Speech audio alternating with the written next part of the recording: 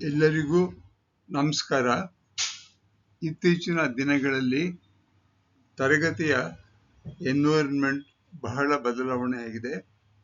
ಮೊದಲಿನ ಹಾಗೆ ಉಪಾಧ್ಯಾಯರು ಕ್ಲಾಸಿಗೆ ಎಂಟರ್ ಆಗಿ ಕುರ್ಚಿ ಮೇಲೆ ಕೂತ್ಕೊಂಡು ಅಥವಾ ಟೇಬಲ್ ಮೇಲೆ ಕೂತ್ಕೊಂಡು ನಿಂತ್ಕೊಂಡು ಪಾಠ ಮಾಡ್ತಾ ಇದ್ರು. ಈಗ ಆ ರೀತಿ ಮಾಡೋಕ್ಕಾಗಲ್ಲ.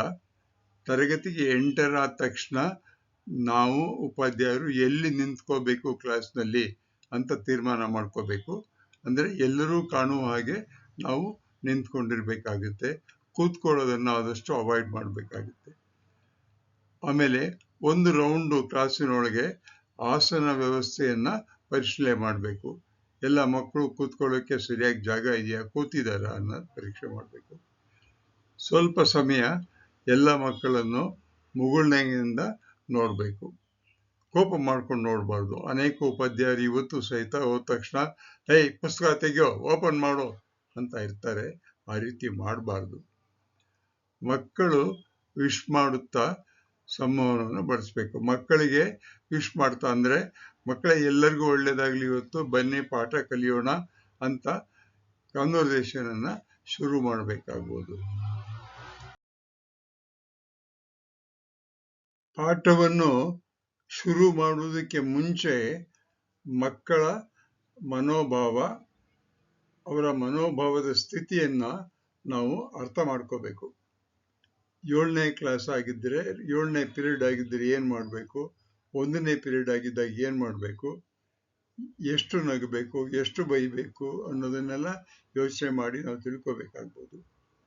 ಯಾರು ಊಟ ಮಾಡಿದ್ದಾರೆ, ಯಾರು ಊಟ ಮಾಡಿಲ್ಲ ಮಕ್ಕಳು, ಇವೆಲ್ಲವನ್ನು ಸ್ವಲ್ಪ ಸಮಯ ಕೊಟ್ಟು ಯೋಚನೆ ಮಾಡಬೇಕಾಗ್ಬೋದು.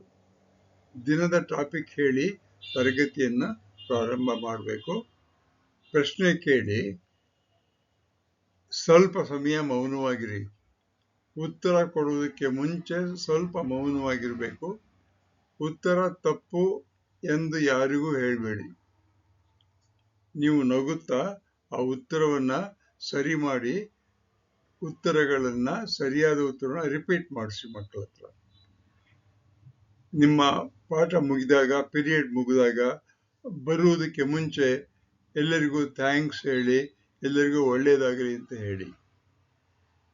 ಈಗಿನ ತರಗತಿಗಳಲ್ಲಿ ನಾವು ಯಾರನ್ನೂ ಬೈಬಾರ್ದು, ಹೊಡೆಯಬಾರ್ದು, ಕ್ರೂರ ದೃಷ್ಟಿಯಿಂದ ನೋಡಬಾರ್ದು.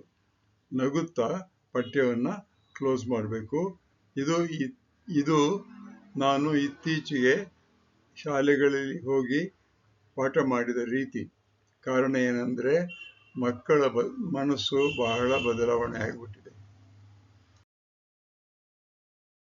ಒಂದು ಚಿಕ್ಕ ಪ್ರೆಸೆಂಟೇಷನ್ ಮಾಡುವುದಕ್ಕೆ ಕಂಟೆಂಟು, ಡಿಸೈನು, ನ್ಯಾರೇಷನ್ನು ಎಲ್ಲ CG ನಾಗರಾಜ್ ಅವರು, ನಾನು ಪಬ್ಲಿಷ್ ಮಾಡೋದು ಯೂಟ್ಯೂಬ್ನವರು. ಎಲ್ಲರಿಗೂ ಥ್ಯಾಂಕ್ ಯು.